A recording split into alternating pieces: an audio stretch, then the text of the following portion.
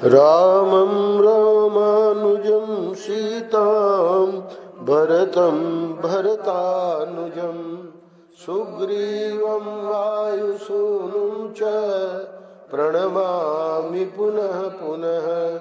नमोऽस्तु रामाय सलक्ष्मणाय देव्यै च तस्यै जनकात्मजायै।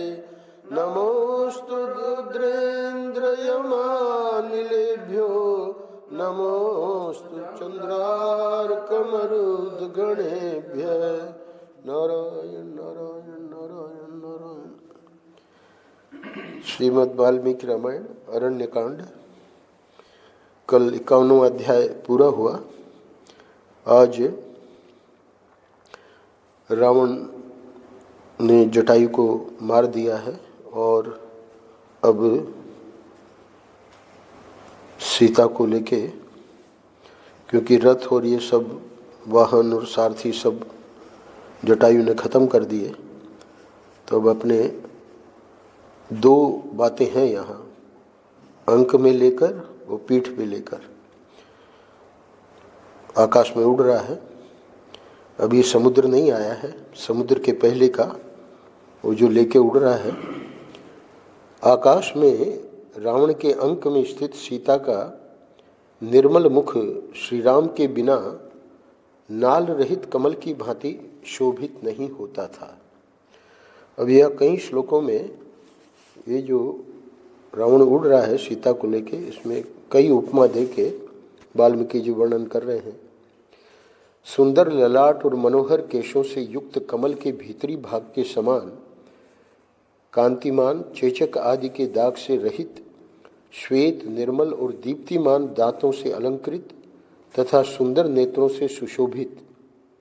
19-20 52वां अध्याय। सीता का मुख आकाश में रावण के अंक में ऐसा जान पड़ता था मानो मेघों की काली घटा का भेदन करके चंद्रमा उदित हुआ हो।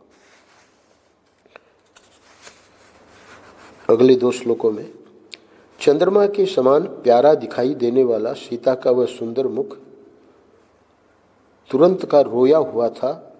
उसके आंसू पोंछ दिए गए थे। उसकी सुघड़ नासिका तथा तांबे जैसे लाल लाल मनोहर होठ थे। आकाश में वह अपनी सुनहरी प्रभा बिखेर रहा था तथा राक्षस राज के वेग पूर्वक चलने से उसमें कंपन हो रहा था। इस प्रकार वह मनोहर मुख भी श्री राम के बिना उस समय दिन में उगे हुए चंद्रमा के समान शोभाहीन प्रतीत होता था। मिथिलेश कुमारी सीता का श्रीअंग सुवर्ण के समान दीप्तिमान था और राक्षस राज रावण का शरीर बिल्कुल काला था। उसकी गोद में वे ऐसी जान पड़ती थी मानो काले हाथी को सोने की करधनी पहना दी गई हो। कमल के केसर की भांति पीली एवं सुनहरी कांति वाली जनक कुमारी सीता तपे हुए सोने के आभूषण धारण किए रावण की पीठ पर वैसी ही शोभा पा रही थी जैसे मेघमाला का आश्रय लेकर बिजली चमक रही हो। विदेह नंदिनी के आभूषणों की झनकार से राक्षस राज रावण गर्जना करते हुए निर्मल नील मेघ के समान प्रतीत होता था। हर कर ले जाई जाती हुई सीता के सिर से उनके केशों में गुंथे हुए फूल बिखरकर सब ओर पृथ्वी पर गिर रहे थे।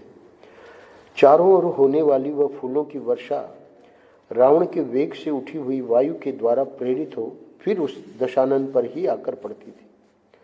कुबेर की छोटी भाई रावण के ऊपर जब वह फूलों की धारा गिरती थी उस समय ऊंचे मेरु पर्वत पर उतरने वाली निर्मल नक्षत्र माला की भांति शोभा पाती थी। विदेह नंदिनी का रत्न जटित नूपुर उनके एक चरण से खिसककर विद्युन मंडल के समान पृथ्वी पर गिर पड़ा। वृक्षों के नूतन पल्लवों के समान किंचित अरुण वर्ण वाली सीता उस काले कलूटे राक्षस राज को उसी प्रकार सुशोभित कर रही थी जैसे हाथी को कसने वाला सुनहरा रस्सा उसकी शोभा बढ़ाता हो। आकाश में अपने तेज से बहुत बड़ी उल्का के समान प्रकाशित होने वाली सीता को रावण आकाश मार्ग का ही आश्रय ले हर ले गया। जानकी के शरीर पर अग्नि के समान प्रकाशमान आभूषण थे, वे उस समय खन खन की आवाज करते हुए एक एक करके गिरने लगे, मानो आकाश से ताराएं टूट टूट कर पृथ्वी पर गिर रही हों। उन विदेह नंदिनी सीता के स्तनों के बीच से खिसक कर गिरता हुआ चंद्रमा के समान उज्ज्वल हार गगन मंडल से उतरती हुई गंगा के समान प्रतीत हुआ। रावण के वेग से उत्पन्न हुई उत्पात सूचक वायु के झकोरों से हिलते हुए वृक्षों पर नाना प्रकार के पक्षी कोलाहल कर रहे थे। उन्हें देखकर ऐसा जान पड़ता था मानो वे वृक्ष अपने सिरों को हिला हिलाकर संकेत करते हुए सीता से कह रहे हैं कि तुम डरो मत।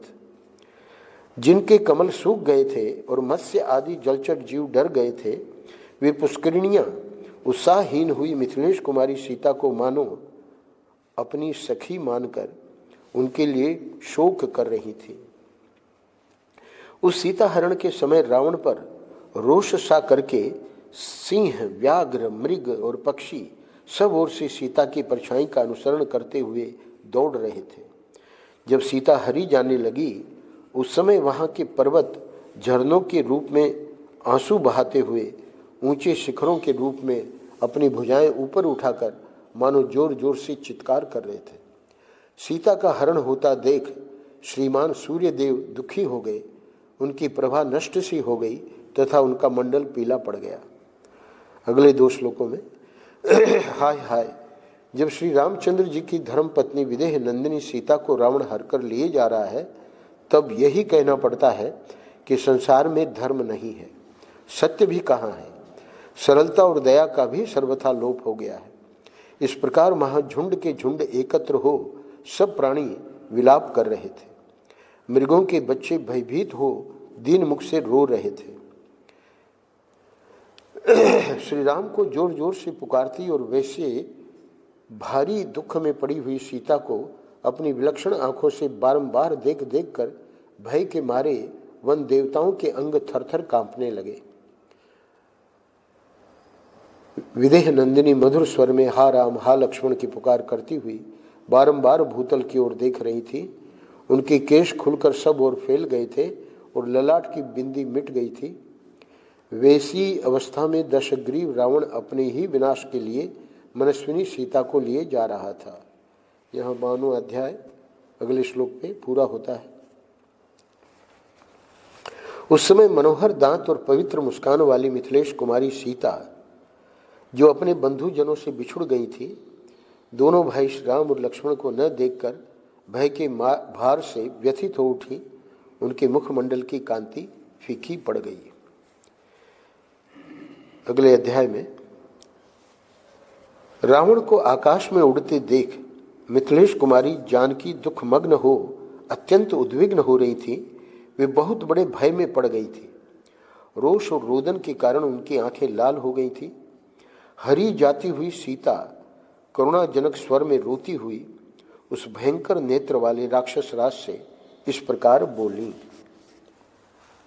ओ नीच रावण, क्या तुझे अपने इस कुकर्म से लज्जा नहीं आती है, जो मुझे स्वामी से रहित अकेली और असहाय जानकर चुराए लिए भागा जाता है।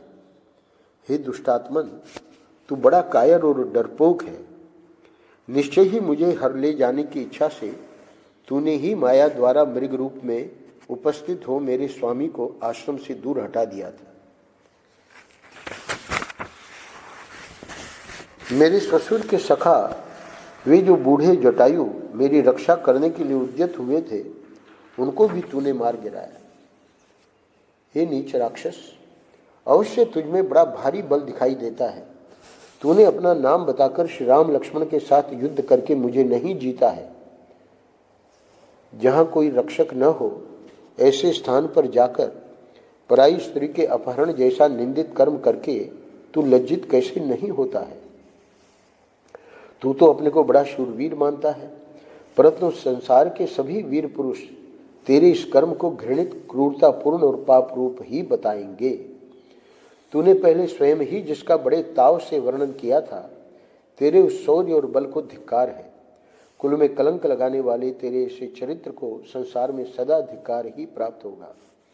किंतु इस समय क्या किया जा सकता है, क्योंकि तू बड़े वेग से भागा जा रहा है। अरे 2 घड़ी भी तो ठहर जा, फिर यहाँ से जीवित नहीं लौट सकेगा। उन दोनों राजकुमारों के दृष्टि पथ में आ जाने पर तू सेना के साथ हो तो भी 2 घड़ी भी जीवित नहीं हो रह सकता। जैसे कोई आकाशचारी पक्षी वन में प्रज्वलित हुए दावानल का स्पर्श सहन करने में समर्थ नहीं होता, उसी प्रकार तू मेरे पति और उनके भाई दोनों के बाणों का स्पर्श किसी तरह सह नहीं सकता। हे रावण, यदि तू मुझे छोड़ नहीं देता है तो मेरे तिरस्कार से कुपित हुए मेरे पतिदेव अपने भाई के साथ चढ़ आएंगे और तेरे विनाश का उपाय करेंगे। अतः तू अच्छी तरह अपनी भलाई सोच ले और मुझे छोड़ दे, यही तेरे लिए अच्छा होगा। तू जिस संकल्प या अभिप्राय से बलपूर्वक मेरा हरण करना चाहता है, तेरा वह अभिप्राय व्यर्थ होगा। मैं अपने देवोपम पति का दर्शन न पाने पर शत्रु की अधीनता में अधिक काल तक अपने प्राणों को नहीं धारण कर सकूंगी। निश्चय ही तू अपने कल्याण और हित का विचार नहीं करता है। जैसे मरने के समय मनुष्य स्वास्थ्य के विरोधी पदार्थों का सेवन करने लगता है, वही दशा तेरी है। प्राय सभी मरणासन्न मनुष्यों को पथ्य हितकारक सलाह या भोजन नहीं रुचता है। हे निशाचर, मैं देखती हूँ तेरे गले में काल की फांसी पड़ चुकी है। इसी से इस भय के स्थान पर भी तू निर्भय बना हुआ है। अवश्य ही तू स्वर्णमय वृक्षों को देख रहा है, रक्त का स्रोत बहाने वाली भयंकर वैतरणी नदी का दर्शन कर रहा है, भयानक असीपत्र वन को भी देखना चाहता है तथा जिसमें तपाए हुए स्वर्ण के समान फूल तथा श्रेष्ठ वैदुर्य मणि यानी नीलम के समान पत्ते हैं और जिसमें लोहे के कांटे चीने गए हैं, उस तीखी शालमलिका भी अब तू शीघ्र ही दर्शन करेगा। हे निर्दयी निशाचर, तू महात्मा श्री राम का ऐसा महान अपराध करके विषपान किए हुए मनुष्य की भांति अधिक काल तक जीवन धारण नहीं कर सकेगा। तू अटल काल पास से बंध गया है। मेरे महात्मा पति से बचकर तू कहाँ जाकर शांति पा सकेगा? जिन्होंने अपने भाई लक्ष्मण की सहायता लिए बिना ही युद्ध में पलक मारते मारते 14,000 राक्षसों का विनाश कर डाला, वे संपूर्ण अस्त्रों का प्रयोग करने में कुशल बलवान वीर रघुनाथ जी अपनी प्यारी पत्नी का अपहरण करने वाले तुझ जैसे पापी को तीखे बाणों द्वारा क्यों नहीं काल के गाल में भेज देंगे, यानी अवश्य भेज देंगे। रावण के चंगुल में फंसी हुई विदेह राजकुमारी सीता भय और शोक से व्याकुल हो ये तथा और भी बहुत से कठोर वचन सुनाकर करुण स्वर में विलाप करने लगी। अत्यंत दुख से आतुर हो विलाप पूर्वक बहुत सी करुणाजनक बातें कहती हुई और छूटने के लिए नाना प्रकार की चेष्टा करती हुई तरुणी भामिनी राजकुमारी सीता को वह पापी निशाचर हर ले गया। अगले अध्याय में रावण के द्वारा हरी जाती हुई विदेह नंदिनी सीता को उस समय कोई भी अपना सहायक नहीं दिखाई देता था। मार्ग में उन्होंने एक पर्वत के शिखर पर 5 श्रेष्ठ वानरों को बैठे देखा। तब सुंदर अंगों वाली विशाल लोचना भामिनी सीता ने यह सोचकर कि शायद ये भगवान श्री राम को कुछ समाचार कह सकें, अपने सुनहरे रंग की रेशमी चादर उतारी और उसमें वस्त्र और आभूषण रखकर उसे उनके बीच में फेंक दिया। रावण बड़ी घबराहट में था, इसलिए सीता के इस कार्य को वह न जान सका। वे भूरी आंखों वाले श्रेष्ठ वानर उस समय उच्च स्वर से विलाप करती हुई विशाल लोचना सीता की ओर एकटक नेत्रों से देखने लगे। राक्षस राज रावण पंपा सरोवर को लांघकर रोती हुई मैथिली सीता को साथ लिए लंकापुरी की ओर चल दिया। निशाचर रावण बड़े हर्ष में भरकर सीता के रूप में अपनी मौत को ही हरकर लिए जा रहा था। उसने वैदेही के रूप में तीखे दाढ़ वाली महाविशैली नागिन को ही अपनी गोद में उठा रखा था। वह धनुष से छूटे हुए बाण की तरह तीव्र गति से चलकर आकाश मार्ग से अनेकानेक वनों, नदियों, पर्वतों और सरोवरों को तुरंत लांघ गया। उसने तिमी नामक मत्स्यों और नाकों के निवास स्थान एवं वरुण के अक्षय गृह समुद्र को भी, जो समस्त नदियों का आश्रय है, पार कर लिया। विदेह नंदिनी जगन्माता जानकी का अपहरण होते समय वरुणालय समुद्र को बड़ी घबराहट हुई। उससे उसकी उठती हुई लहरें शांत हो गई। उसके भीतर रहने वाली मछलियों और बड़े बड़े सर्पों की गति रुक गई। उस समय आकाश में विचरने वाले चारण यूं बोले, अब दशग्रीव रावण का यह अंतकाल निकट आ पहुंचा है। तथा सिद्धों ने भी यही बात दोहराई। सीता छटपटा रही थी। रावण ने अपनी साकार मृत्यु की भांति उन्हें अंक में लेकर लंकापुरी में प्रवेश किया। वहां पृथक पृथक विशाल राजमार्ग बने हुए थे। पुरी के द्वार पर बहुत से राक्षस इधर उधर फैले हुए थे तथा उस नगरी का विस्तार बहुत बड़ा था। उसमें जाकर रावण ने अपने अंतःपुर में प्रवेश किया। कजरारे नेत्र प्रांत वाली सीता शोक और मोह में डूबी हुई थी। रावण ने उन्हें अंतःपुर में रख दिया, मानो मयासुर ने मूर्तिमती आसुरी माया को वहां स्थापित कर दिया हो। तुलसीदास जी ने तो स्पष्ट ही लिख दिया और इन्होंने यहाँ संकेत किया है। तो नीचे टिप्पणी में है,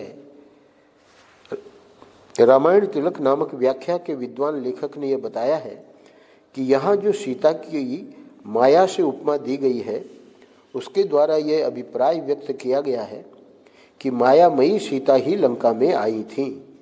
मुख्य सीता तो अग्नि में प्रविष्ट हो चुकी थी, इसीलिए रावण इन्हें ला सका। माया रूपिणी होने के कारण ही रावण को इनके स्वरूप का ज्ञान न हो सका। इसके बाद दशग्रीव ने भयंकर आकार वाली पिशाचिनियों को बुलाकर कहा, तुम सब सावधानी के साथ सीता की रक्षा करो। कोई भी स्त्री या पुरुष मेरी आज्ञा के बिना सीता को देखने या इनसे मिलने न पाए। उन्हें मोती, मणि, सुवर्ण, वस्त्र और आभूषण आदि जिस जिस वस्तु की इच्छा हो वह तुरंत दी जाए, इसके लिए मेरी खुली आज्ञा है। तुम लोगों में से जो कोई भी जानकर या बिना जाने विदेह कुमारी सीता से कोई अप्रिय बात कहेगी, मैं समझूंगा उसे अपनी जिंदगी प्यारी नहीं है। राक्षसियों को वैसी आज्ञा देकर प्रतापी राक्षस राज अब आगे क्या करना चाहिए, यह सोचता हुआ अंतःपुर से बाहर निकला और कच्चे मांस का आहार करने वाले 8 महापराक्रमी राक्षसों से तत्काल मिला। उसको चिंता थी वहां की, दंडकारण्य में राम और लक्ष्मण जो हैं वो खोज करेंगे। तो इन 8 राक्षसों को उनसे मिलकर ब्रह्मा जी के वरदान से मोहित हुए महापराक्रमी रावण ने उसके बल और वीर्य की प्रशंसा करके उनसे इस प्रकार कहा, वीरों, तुम लोग नाना प्रकार के अस्त्र शस्त्र साथ लेकर शीघ्र ही जन स्थान को, जहां पहले खर रहता था, जाओ। वह स्थान इस समय उजाड़ पड़ा है। वहां के सभी राक्षस मार डाले गए हैं। उस सूने जन स्थान में तुम लोग अपने ही बल पौरुष का भरोसा करके भय को दूर हटाकर रहो। मैंने वहां बहुत बड़ी सेना के साथ महापराक्रमी खर और दूषण को बसा रखा था, किंतु वे सब के सब युद्ध में राम के बाणों से मारे गए। इससे मेरे मन में अपूर्व क्रोध जाग उठा है और वह धैर्य की सीमा से ऊपर उठकर बढ़ने लगा है। इसीलिए राम के साथ मेरा बड़ा भारी और भयंकर वैर ठन गया है। मैं अपने महान शत्रु से उस वैर का बदला लेना चाहता हूँ। उस शत्रु को संग्राम में मारे बिना मैं चैन से सो नहीं सकूंगा। राम ने खर और दूषण का वध किया है, अतः मैं भी इस समय उन्हें मारकर जब बदला चुका लूंगा तभी मुझे शांति मिलेगी। जैसे निर्धन मनुष्य धन पाकर संतुष्ट होता है, उसी प्रकार मैं राम का वध करके शांति पा सकूंगा। जनस्थान में रहकर तुम लोग रामचंद्र का समाचार जानो और वे कब क्या कर रहे हैं इसका ठीक ठीक पता लगाते रहो, और जो कुछ मालूम हो उसकी सूचना मेरे पास भेज दिया करो। तुम सभी निशाचर सावधानी के साथ वहां जाना और राम के वध के लिए सदा प्रयत्न करते रहना। मुझे अनेक बार युद्ध के मुहाने पर तुम लोगों के बल का परिचय मिल चुका है, इसीलिए इस स्थान में मैंने तुम्ही लोगों को रखने का निश्चय किया है। रावण की यह महान प्रयोजन से भरी हुई प्रिय बातें सुनकर वे 8 राक्षस उसे प्रणाम करके अदृश्य हो एक साथ ही लंका को छोड़कर जनस्थान की ओर प्रस्थित हो गए। तदनंतर मिथिलेश कुमारी सीता को पाकर उन्हें राक्षसियों की देखरेख में सौंपकर रावण को बड़ा हर्ष हुआ। श्री राम के साथ भारी वैर ठानकर वह राक्षस मोहवश आनंद मानने लगा। अगले अध्याय में इस प्रकार 8 महाबली भयंकर राक्षसों को जनस्थान में जाने की आज्ञा दे रावण ने विपरीत बुद्धि के कारण अपने को कृतकृत्य माना। अब कोई चिंता नहीं है, ऐसा उसने समझा। वह विदेह कुमारी सीता का स्मरण करके काम बाणों से अत्यंत पीड़ित हो रहा था, अतः उन्हें देखने के लिए उसने बड़ी उतावली के साथ अपने रमणीय अंतःपुर में प्रवेश किया। उस भवन में प्रवेश करके राक्षसों के राजा रावण ने देखा कि सीता राक्षसियों के बीच में बैठकर दुख में डूबी हुई है। उनके मुख पर आंसुओं की धारा बह रही है और वे शोक के दुस्सह भार से अत्यंत पीड़ित एवं दीन हो, वायु के वेग से आक्रांत हो, समुद्र में डूबती हुई नौका के समान जान पड़ती है।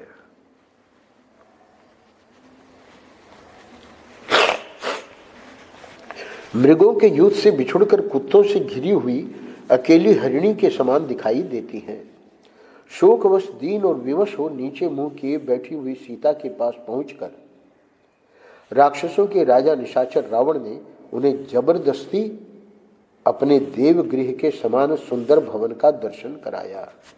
उसकी कोई रुचि नहीं है, पर उसको जबरदस्ती ले जा रहा है। पूरे लंका के अपने अंतःपुर के वह ऊंचे ऊंचे महलों और 7 मंजिले मकानों से भरा हुआ था। उसमें सहस्रों स्त्रियां निवास करती थीं। झुंड के झुंड नाना जाति के पक्षी वहां कलरव करते थे।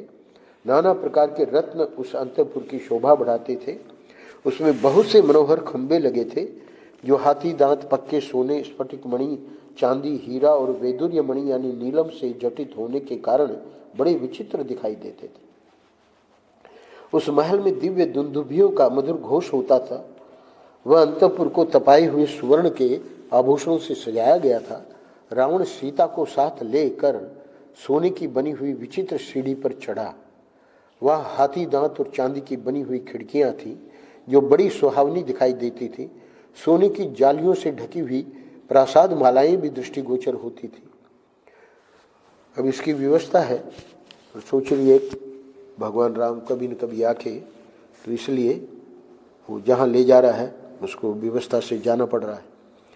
उस महल में जो भूभाग फर्श थे वे सुर्खी चूना के पक्के बनाए गए थे और उनमें मणियां जड़ी गई थी, जिनसे वे सब के सब विचित्र दिखाई देते थे। दशग्रीव ने अपने महल की वे सारी वस्तुएं मैथिली को दिखाई।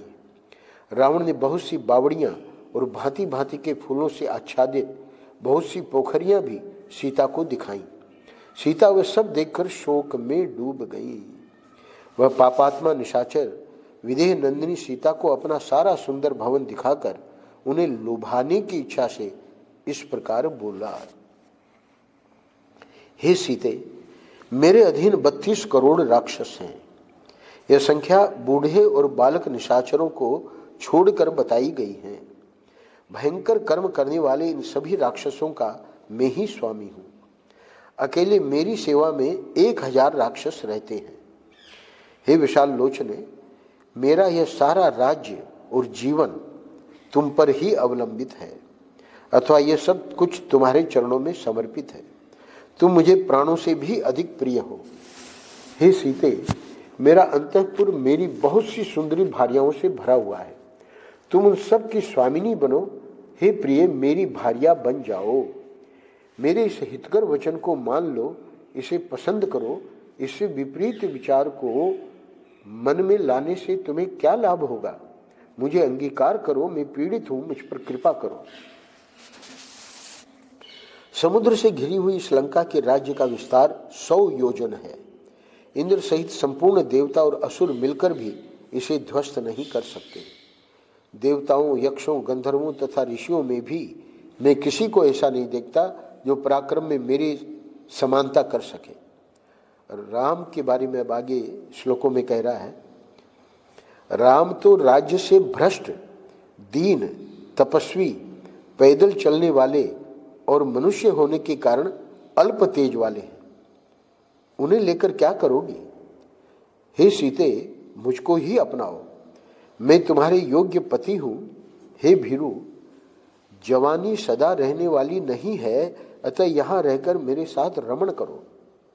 हे वरानने, हे सीते, अब तुम राम के दर्शन का विचार छोड़ दो। इस राम में इतनी शक्ति कहाँ है कि यहां तक आने का मनोरथ भी कर सके? आकाश में महान वेग से बहने वाली वायु को रस्सियों में नहीं बांधा जा सकता, अथवा प्रज्वलित अग्नि की निर्मल ज्वालाओं को हाथों से नहीं पकड़ा जा सकता।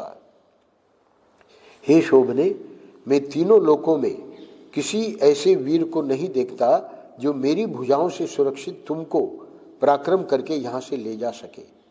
लंका के इस विशाल राज्य का तुम ही पालन करो।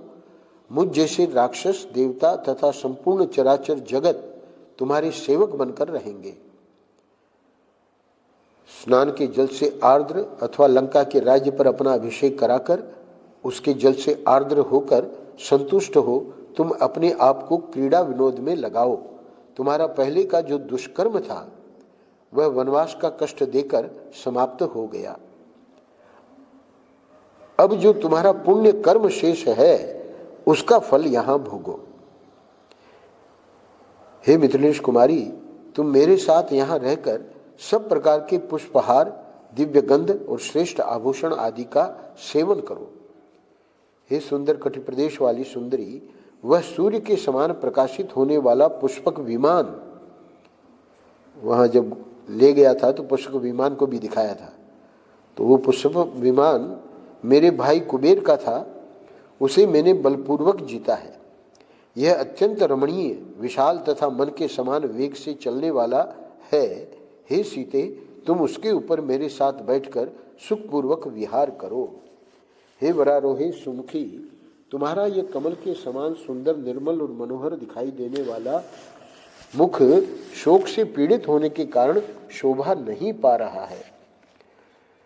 जब रावण ऐसी बातें कहने लगा तब परम सुंदरी सीता देवी चंद्रमा के समान मनोहर अपने मुख को आंचल से ढककर धीरे धीरे आंसू बहाने लगी। सीता शोक से अस्वस्थ सी हो रही थी, चिंता से उनकी कांति नष्ट सी हो गई थी और वे भगवान राम का ध्यान करने लगी थी। उस अवस्था में उनसे वह वीर निशाचर रावण इस प्रकार बोला, हे विदेह नंदिनी, अपने पति के त्याग और पर पुरुष के अंगीकार से, ध्यान से सुनिएगा क्या कहता है, झूठ बोल रहा है। हे विदेह नंदिनी, अपने पति के त्याग और पर पुरुष के अंगीकार से जो धर्म लोभ की आशंका होती है उसके कारण तुम्हें यहाँ लज्जा नहीं होनी चाहिए। इस तरह की लाज व्यर्थ है।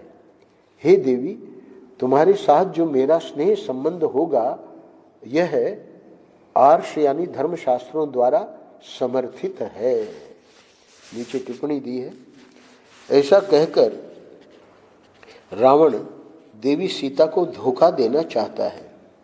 वास्तव में ऐसे पापपूर्ण कृत्यों का समर्थन धर्मशास्त्रों में कहीं नहीं है। कुमारी कन्या का बलपूर्वक अपहरण शास्त्रों में राक्षस विवाह कहा गया है, किंतु वह भी निंद्य ही माना गया है। यहाँ तो वह भी नहीं है। विवाहिता सती साध्वी का अपहरण घोर पाप माना गया है। इसी पाप से सोने की लंका मिट्टी में मिल गई और रावण दलबल कुल परिवार सहित नष्ट हो गया। ये टिप्पणी में गीता प्रेस वालों ने दिया है। तुम्हारे इन कोमल एवं चिकने चरणों पर मैं अपने ये 10 मस्तक रख रहा हूं। अब शीघ्र मुझ पर कृपा करो, मैं सदा तुम्हारे अधीन रहने वाला दास हूं।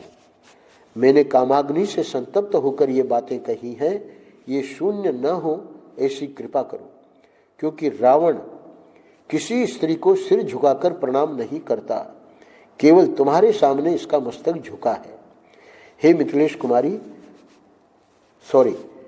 कुमारी जानकी से ऐसा कहकर काल के वशीभूत हुआ रावण मन ही मन मानने लगा कि यह अब मेरे अधीन हो गई। अगले अध्याय में रावण के ऐसा कहने पर शोक से कष्ट पाती हुई विदेह राजकुमारी सीता बीच में तिनके की ओट करके उस निशाचर से निर्भय होकर बोली। महाराज दशरथ धर्म के अचल सेतु के समान थे। वे अपनी सत्य प्रतिज्ञा के लिए सर्वत्र विख्यात थे। उनके पुत्र जो रकुल भूषण श्री रामचंद्र जी हैं, वे भी अपने धर्मात्मापन के लिए तीनों लोकों में प्रसिद्ध हैं। उनकी भुजाएं लंबी और आंखें बड़ी बड़ी हैं। वे ही मेरे आराध्य देवता और पति हैं। उनका जन्म इक्ष्वाकु कुल में हुआ है। उनके कंधे सिंह के समान और तेज महान है। वे अपने भाई लक्ष्मण के साथ आकर तेरे प्राणों का विनाश कर डालेंगे। यदि तू उनके सामने बलपूर्वक मेरा अपहरण करता तो अपने भाई खर की तरह जनस्थान के युद्ध स्थल में ही मारा जाकर सदा के लिए सो जाता। तूने जो इन घोर रूपधारी महाबली राक्षसों की चर्चा की है, श्री राम के पास जाते ही इन सब का विष उतर जाएगा। ठीक उसी तरह जैसे गरुड़ के पास सारे सर्प विष के प्रभाव से रहित हो जाते हैं, जैसे बढ़ी हुई गंगा की लहरें अपने कगारों को काट गिराती हैं, उसी प्रकार श्री राम के धनुष की डोरी से छूटे हुए स्वर्ण भूषित बाण तेरे शरीर को छिन्न भिन्न कर डालेंगे। हे रावण, तो असुरों अथवा देवताओं से यदि अवध्य है तो संभव है वे तुझे न मार सके, किंतु श्री राम के साथ यह महान वेर ठानकर तू किसी तरह जीवित नहीं छूट सकेगा। श्री रघुनाथ जी बड़े बलवान हैं। वे तेरे शेष जीवन का अंत कर डालेंगे। यूप में बंधे हुए पशु की भांति तेरा जीवन दुर्लभ हो जाएगा। हे राक्षस, यदि श्री रामचंद्र जी अपनी रोष भरी दृष्टि से तुझे देख ले तो तू अभी उसी तरह जलकर खाक हो जाएगा जैसे भगवान शंकर ने कामदेव को भस्म किया था। जो चंद्रमा को आकाश से पृथ्वी पर गिराने या नष्ट करने की शक्ति रखते हैं अथवा जो समुद्र को भी सुखा सकते हैं, वे श्री राम यहाँ पहुंचकर सीता को भी छुड़ा सकते हैं। तू समझ ले कि तेरे प्राण अब चले गए, तेरी राज्य लक्ष्मी नष्ट हो गई, तेरे बल और इंद्रियों का भी नाश हो गया तथा तेरे ही पाप के कारण तेरी यह लंका भी अब विधवा हो जाएगी। तेरा यह पाप कर्म तुझे भविष्य में सुख नहीं भोगने देगा, क्योंकि तूने मुझे बलपूर्वक पति के पास से दूर हटाया है। मेरे स्वामी महान तेजस्वी हैं और मेरे देवर के साथ अपने ही पराक्रम का भरोसा करके सूने दंडकारण्य में निर्भयता पूर्वक निवास करते हैं। वे युद्ध में बाणों की वर्षा करके तेरे शरीर से बल, पराक्रम, घमंड तथा ऐसे उच्छृंखल आचरण को भी निकाल बाहर करेंगे। जब काल की प्रेरणा से प्राणियों का विनाश निकट आता है, उसमें मृत्यु के अधीन हुए जीव प्रत्येक कार्य में प्रमाद करने लगते हैं। हे अधम निशाचर, मेरा अपहरण करने के कारण तेरे लिए भी वही काल आ पहुंचा है। तेरे अपने लिए, सारे राक्षसों के लिए तथा इस अंतःपुर के लिए भी विनाश की घड़ी निकट आ गई है।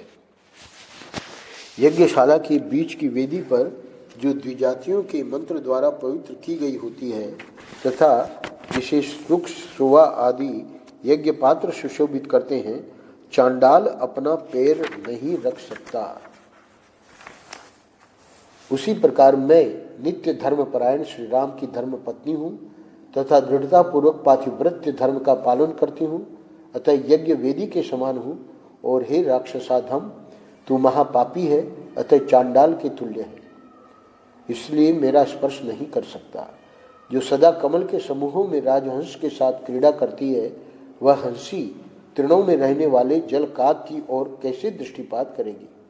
हे राक्षस, तू इस संज्ञा शून्य जड़ शरीर को बांध कर रख ले या काट डाल। मैं स्वयं ही शरीर और जीवन को नहीं रखना चाहती। मैं इस भूतल पर अपने लिए निंदा या कलंक देने वाला कोई कार्य नहीं कर सकती। रावण से क्रोधपूर्वक यह अत्यंत कठोर वचन कहकर विदेह कुमारी जानकी चुप हो गई। वे वहां फिर कुछ नहीं बोली। सीता का वह कठोर वचन रोंगटे खड़े कर देने वाला था। उसे सुनकर रावण ने उनसे भय दिखाने वाली बात कही। अब एक ही तरीका इसके पास था। तो इस अध्याय में हम 23वें श्लोक पर पहुंचे हैं। अभी 36 श्लोक हैं, तो भय दिखा के और अशोक वाटिका में भेजेगा। और अगला अध्याय जो मैंने बताया कि उसको प्रक्षिप्त माना है, पर वो प्रक्षिप्त है नहीं, क्योंकि टिप्पणी में दिया है कि यह जो अध्याय है प्रसंग के अनुकूल और उत्तम है। कुछ प्रतियों में यह सानुवाद प्रकाशित भी है, यानी प्रतियां कई है, वाल्मीकि रामायण पे कई टीकाएं हैं, परंतु इस पर तिलक आदि संस्कृत टीकाएं नहीं उपलब्ध होती हैं। तो ये जो अगला अध्याय है जिसको कल हम लेंगे, तो इसलिए कुछ लोगों ने इसे प्रक्षिप्त माना, यानी बाद में इसे जोड़ दिया गया है। पर गीता प्रेस वालों ने क्यों लिया? उपयोगी होने के कारण इसे भी यहाँ सानुवाद प्रकाशित किया जाता है। तो अध्याय जो है आगे संपाति इसी का समर्थन करेगा, यानी 3 श्लोकों में संपाति ने ये बात कही है जो इस अध्याय में कहा गया है। तो इसका मतलब ये प्रामाणिक है, और चूंकि सरल है इसलिए संस्कृत के टीकाकारों ने इसमें कोई आवश्यक नहीं समझा होगा, इसलिए कोई उस पर टीका नहीं करी। इसका अर्थ ये नहीं है कि ये बाद में जोड़ा गया है। अध्याय बहुत मज़ेदार है, कल देखेंगे। नारायण नारायण नारायण नारायण।